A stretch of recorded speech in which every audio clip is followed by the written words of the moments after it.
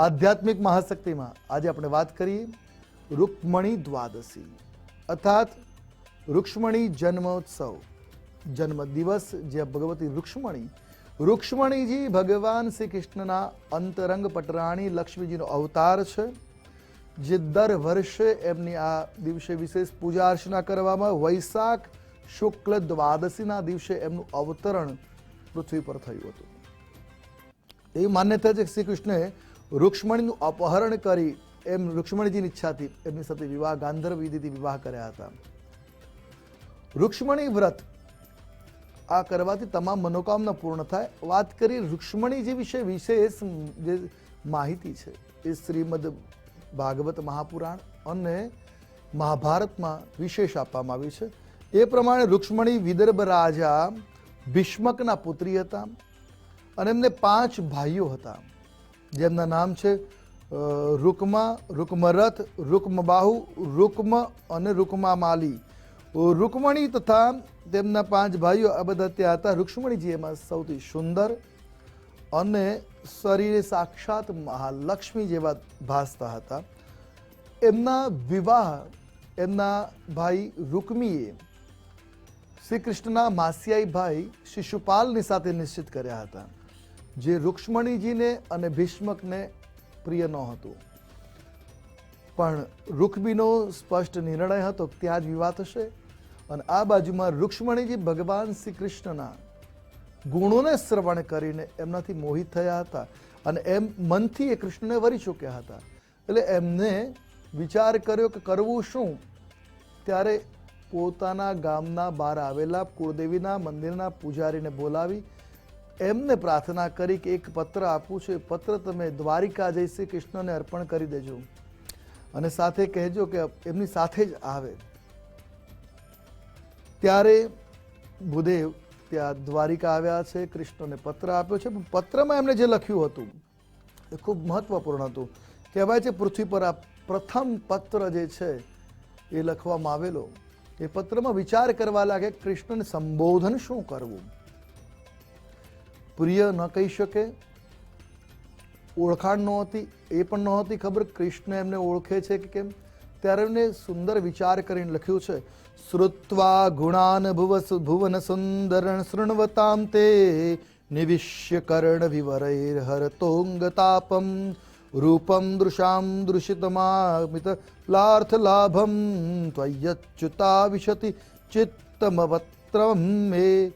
અર્થાત હે ત્રિભુવન સુંદર પ્રભુ, જ્યારથી મેં તમારા ગુણોને શ્રવણ કર્યા છે, મારું મન તમારા શરણમાં આવી ગયું છે.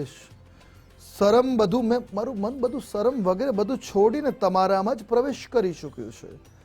આ દુનિયામાં એવી કોઈ ઉમદા સ્ત્રી નહીં હોય કે જે તમને પોતાના પતિ તરીકે સ્વીકૃત નહીં કરવા માંગતી. દરેક સ્ત્રી શ્રી કૃષ્ણને પોતાના સ્વામી તરીકે જોવાઈ છે. અને એ જ વાત ગોપીઓએ પણ કરેલી છે ભગવતીને પ્રાર્થના વખતે કે શ્રી કૃષ્ણ જેવો એમને પતિ પ્રાપ્ત થાય. તો રૂક્ષ્મણીજી આવો પત્ર લખીને મોકલીને સામે બ્રાહ્મણ દેવતા સાથે સમાચાર પણ મોકલેલા કે પ્રભુ, જો આપ મારું હરણ કરવા નહીં આવો તો હું મૃત્યુને પામીશ.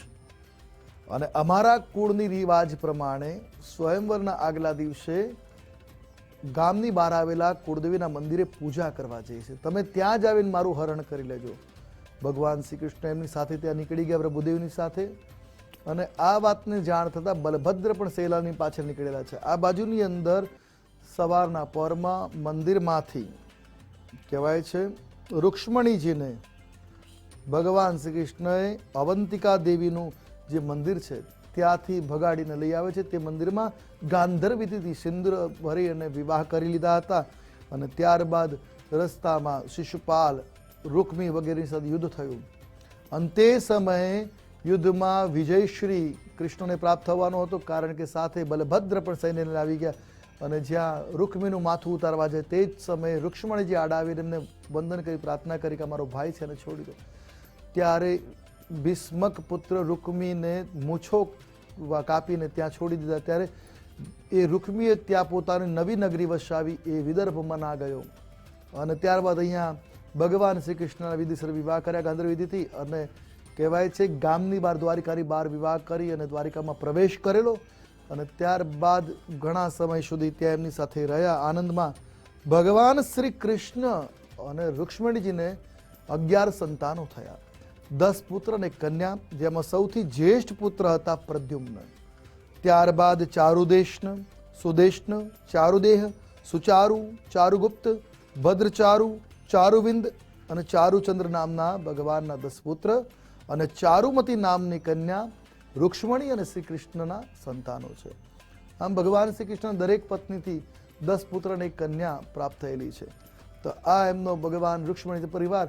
અને કહેવાય છે એક વખત દુર્વાસ મુનિ ત્યાં આવવાની ઈચ્છા ધરાવે છે, ત્યારે એમને રથમાં લેવા ગયા અને પતિ પત્ની બંને એને રથમાં લાવતા રસ્તામાં તરસ લાગતા ભગવાન શ્રી કૃષ્ણએ પગના અંગૂઠાથી બાણગંગા પ્રગટ કરી અને રૂક્ષ્મણીજીને જલપાન કરાવ્યું.